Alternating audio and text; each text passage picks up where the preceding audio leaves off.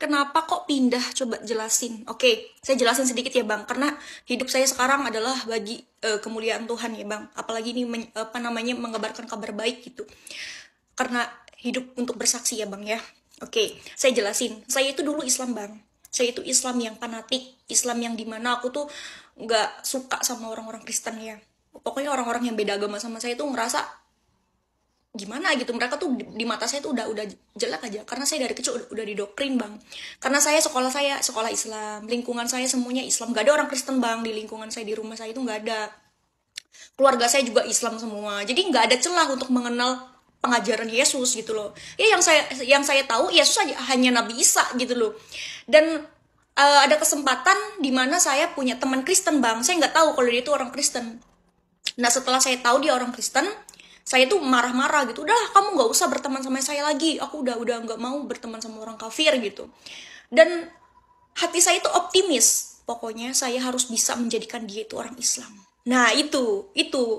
Dan dimana saya itu sering menyerang keimanan dia. Tapi dia tuh kuat banget sama iman dia. Saya tuh mikir, kok orang Kristen itu imannya kuat-kuat ya? Padahal agama Kristen kan sering dihina, gereja dibakar, sering dimusuhin, dikapir-kapirin, tapi kok kuat gitu loh. Saya berpikir apa sih yang menguatkan dia tuh apa gitu loh ya.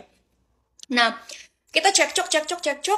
Terus saya tuh ngerasa kesekak waktu itu karena teman saya menanyakan mukjizat nabi saya, dan saya tahu cuman Al-Quran dan membelah bulan gitu. Dia tuh ketawa, membelah bulan gimana? Ya saya nggak suka ya Bang ya, karena bagi saya siapapun yang menghina nabi saya ya darahnya halal. Itu agama saya dulu. Ya mungkin nggak semua lah orang Islam itu intoleran. Kalau saya orang Islam yang intoleran gitu.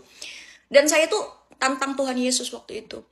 Coba kalau memang Tuhan kamu itu Tuhan yang benar, kalau memang Tuhan kamu itu Tuhan yang hidup, kalau memang Tuhan Yesus itu adalah Tuhan semesta alam, tunjukin sama saya, kata saya gitu. Suruh datang ke mimpi saya tantang Tuhan waktu itu, dan luar biasa saya mengalami Tuhan Bang. Dimana Tuhan tunjukkan firman yang luar biasa pada saya.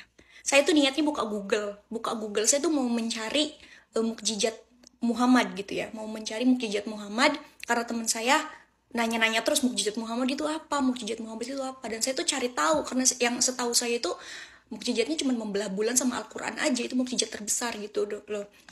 Malah yang keluar itu Matius pasal 28 ayat 18-20. Saya bingung, ini apa? Saya ngetik apa, keluarnya apa? Aku bilang, Yesus berkata, aku berkuasa di surga dan di bumi, di langit dan di bumi. Dia akan menyertai kita sampai akhir zaman, menyertai orang-orang percaya. Itu yang membuat saya bertobat. Dan masih panjang sih Bang, tapi waktunya udah gak ada tuh mau habis.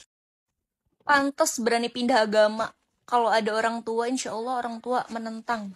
Padahal saya bikin PT itu gak lagi nyinggung-nyinggung soal agama deh perasaan.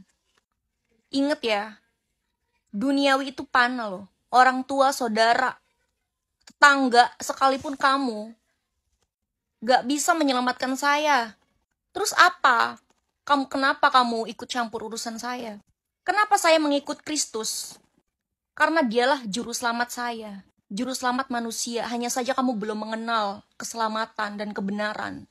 Lantas, saya harus percaya sama manusia? Tentu tidak. Saya percaya sama Tuhan saya. Saya percaya sama Tuhan saya. Karena dia berasal dari atas, yaitu dari surga. Karena dia adalah pemilik tahta sorgawi, berkuasa di langit dan di bumi.